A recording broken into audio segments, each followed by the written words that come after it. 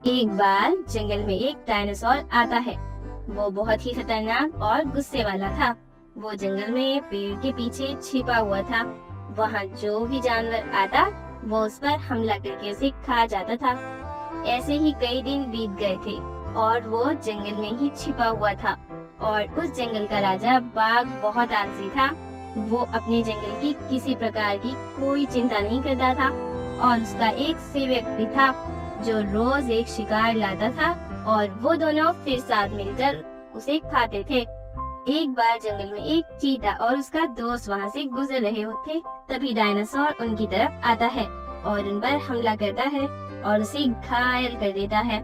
लेकिन उनमें से एक उसके हमले से बच जाता है और जंगल में पहुँच जाता है और राजा बाघ के पास जाता है और कहता है, महाराज, जंगल में एक डायनासोर छिपा हुआ है। वो जानवरों पर हमला कर रहा है। उसने मेरे दोस्त को भी मार दिया और मुझे भी मारने की कोशिश करी, लेकिन मैं उसके हमले से बच गया और यहाँ आ गया।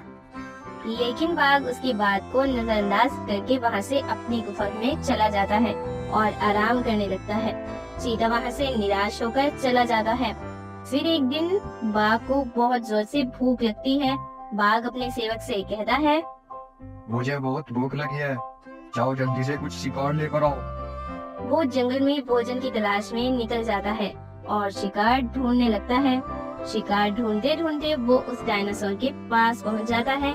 डायनासोर उसके सामने आ जाता है और उस पर हमला करके उसे जान से मार देता है और उसका शिकार कर लेता है।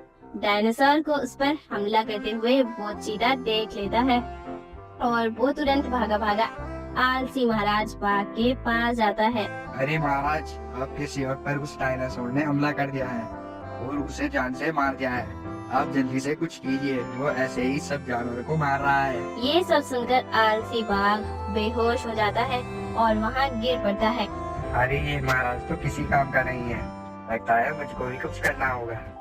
चीता वहाँ से चला जाता है और जंगल में जाकर कुछ जानवर को इकट्ठा करता है और वो सब जानवर मिलकर फिर एक योजना बनाते हैं और योजना के अनुसार एक खरगोश को उसके पास भेजते हैं और वो खरगोश डायनासोर के पास जाता है।